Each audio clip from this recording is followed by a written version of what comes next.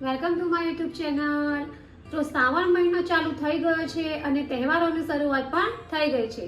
તો રક્ષાબંધન નજીક જ છે, તો આજે આપણે રક્ષાબંધન સ્પેશિયલ એક સ્વીટની રેસીપી બનાવીશું। એકદમ નવી રેસીપી છે અને ખૂબ જ ઓછા સમયમાં તૈયાર થઈ જાય એવી છે। તો આજે આપણે બનાવીશું કાજુ સ્ટફ પેંડા। તો એના માટે મેં અત્યારે 1 બાઉલ કાજુ લીધા છે, ત્યાર પછી મેં અડધો બાઉલ સુગર લીધી છે, ત્યાર પછી મેં 1/4 કપ મિલ્ક પાવડર આવે છે તે લીધો છે, ત્યાર પછી મેં મિક્સ ડ્રાયફ્રૂટ લીધા છે, બદામ છે, કાજુ છે, પિસ્તા છે, ત્યાર પછી ખજૂર છે, વેનીલા એસેન્સ છે અને એલચી છે। તો ચાલો આપણે શરૂઆત કરીએ રક્ષાબંધન સ્પેશિયલ સ્વીટ્સ બનાવવાનું। તો સૌ પ્રથમ આપણે મિક્સર બાઉલ લઈશું, ત્યાર પછી આપણે તેમાં આજે કાજુ છે એ એડ કરી દઈશું, ત્યાર પછી આજે મિલ્ક પાવડર છે એ પણ એડ કરી દઈશું અને હવે આપણે આ બંને વસ્તુને એકદમ સરસ રીતે ક્રશ કરી લઈશું। તો આ રીતે આપણા જે કાજુ છે તે એકદમ ક્રશ થઈને રેડી છે। ત્યાર પછી હવે આપણે એને એક પ્લેટમાં બહાર કાઢી લઈશું। તો આ રીતે કાજુને આપણે એકદમ ભૂકો એટલે કે પાવડર ટાઈપનો કરી લીધો છે। ત્યાર પછી હવે આપણે એ જ બાઉલમાં જે ખજૂર છે એ એડ કરીશું, ત્યાર પછી કાજુ અને બદામ છે એ આપણે એડ કરીશું, ત્યાર પછી પિસ્તા છે એ આપણે એડ કરીશું, ત્યાર પછી એલચીના મેં આ રીતે દાણા બહાર કાઢી લીધા છે એ આપણે એડ કરીશું અને હવે આપણે આ બધી વસ્તુને મિક્સચરમાં ક્રશ કરી લઈશું।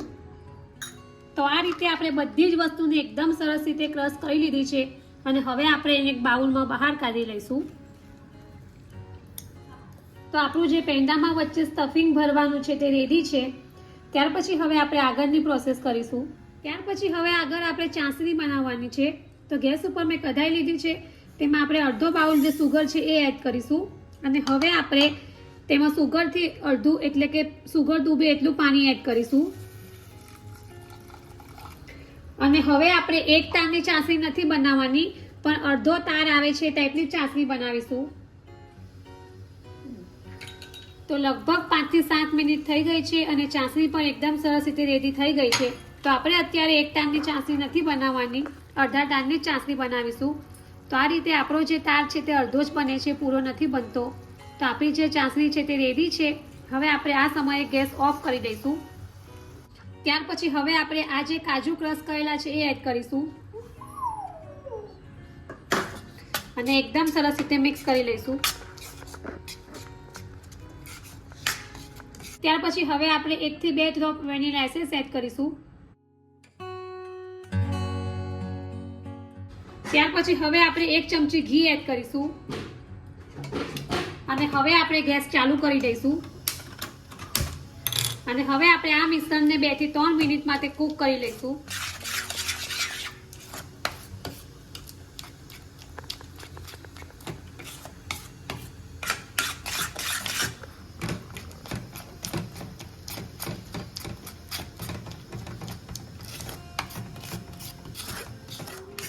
તો લગભગ 2 થી 3 મિનિટ થઈ ગઈ છે અને હવે આપણે ગેસ ઓફ કરી દઈશું અને આ મિશ્રણને આપણે થોડું ઠંડુ પડવા દઈશું। અત્યારે થોડું પાતળું છે, પણ જ્યારે ઠંડુ પડશે એટલે એની જાતે જ થીજી જશે। તો હવે આપણે આગળ જે સ્ટફિંગ બનાવ્યું છે એમાંથી આ ટાઈપના નાના બોલ્સ બનાવી દઈશું।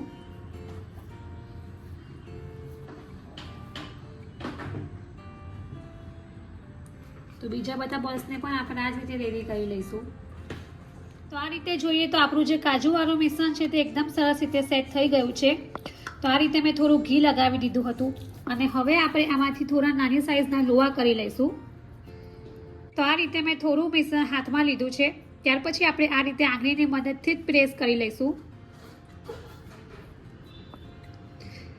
આ રીતે આપણે પ્રેસ કરી દઈશું અને ત્યાર પછી આપણે જે આ સ્ટફિંગ માટેનો બોલ્સ બનાવ્યો છે એને આ રીતે આપણે મૂકી દઈશું અને બધી બાજુથી આપણે પેક કરી દઈશું અને આ રીતે આપણે ગોળ રાઉન્ડ કરી દઈશું। જો આ ટાઈપનો ગોળ પેંડો બનાવવો હોય તમે એ પણ બનાવી શકો છો। હું અત્યારે આને ડિઝાઇન આપું છું, તો આ ટાઈપનો મેં જારો લીધો છે અને પાછળના ભાગથી આપણે આ રીતે થોડું પ્રેસ કરીશું। તો આ રીતે આપણે ડિઝાઇન આકારમાં પેંડા બનાવી લીધા છે। તો આપણા જે પેંડા છે તે રેડી થઈ ગયા છે। તો રક્ષાબંધન સ્પેશિયલ રેડી છે કાજુ સ્ટફ પેંડા। જો તમારે આ રીતે પેંડા ન બનાવવા હોય તો તમે એમાંથી રોલ્સ પણ બનાવી શકો છો, બરફી પણ બનાવી શકો છો. તમને જે રીતે પસંદ આવે તે રીતે તમે બનાવી શકો છો. અને બિલકુલ આપણે માવાનો, દૂધનો કે કન્ડેન્સ મિલ્કનો ઉપયોગ નથી કર્યો. બસ સરળતાથી અને ખૂબ જ ઝડપથી બની જાય એવા પેંડા છે. તો ફ્રેન્ડ્સ, તમે પણ એકવાર જરૂરથી આ પેંડાની રેસીપી ટ્રાય કરજો અને કમેન્ટ બોક્સમાં મને જણાવજો કે તમને મારી આ રેસીપી કેવી લાગી છે.